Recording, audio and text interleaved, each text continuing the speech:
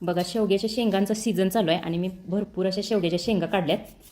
आरोग्याच्या दृष्टीने शेवग्याच्या शेंगांचे असणारे फायदे तर आपल्याला माहीत आहेतच. शेवग्याच्या शेंगांमध्ये कॅल्शियम भरपूर असल्यामुळे हाडं मजबूत होतात. फायबरचे प्रमाण भरपूर असल्यामुळे डायजेशन सुधारते, इम्युनिटी वाढते, रोगप्रतिकारक शक्ती सुधारते. आयर्नचे प्रमाण भरपूर असल्यामुळे हिमोग्लोबिन वाढण्यास मदत होते. बीपी शुगरचा त्रास असणाऱ्या लोकांसाठी या शेंगा अमृतासारख्या आहेत. आज आता या शेंगांची भाजी करते.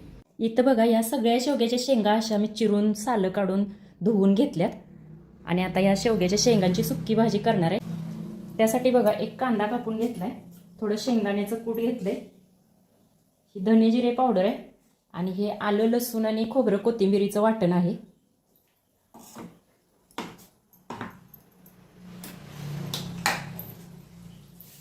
आता कढईमध्ये थोडं तेल टाकून घेतलं.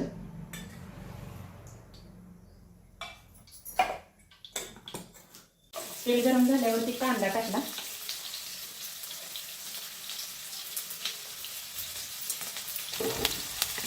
बघा, कांदा छान भाजलाय. आता जिरे आणि धने पावडर घातली.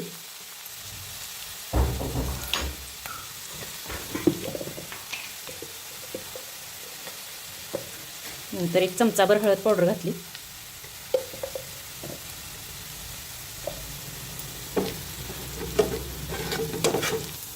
आणि आता हे आलं लसूण कोथिंबिरीचं वाटण घातलं.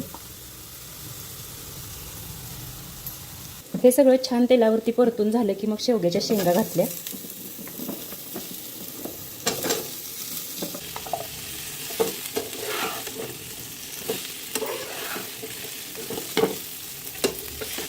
आणि आता मीठ घालायचं.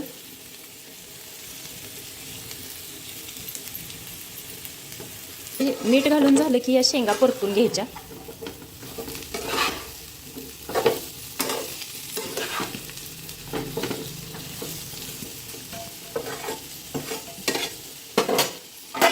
आणि झाकून एक 5 मिनिटं वाफेवरती शिजवून घ्यायच्या. इथं बघा, छान वाफ आलेली आहे शेंगांना. आणि आता याच्यामध्ये थोडंसं चवीसाठी लाल तिखट घालायचं. नंतर शेंगदाण्याचं कूट घालायचं.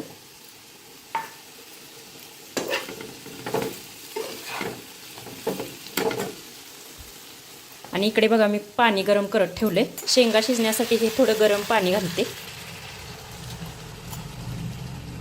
आणि आता बघा, 10 ते 15 मिनिटं झाकून या शेंगा शिजवून घ्यायच्या. आणि आता इथं बघा, मस्त अशी शेवग्याची शेंग शिजून तयार झाली.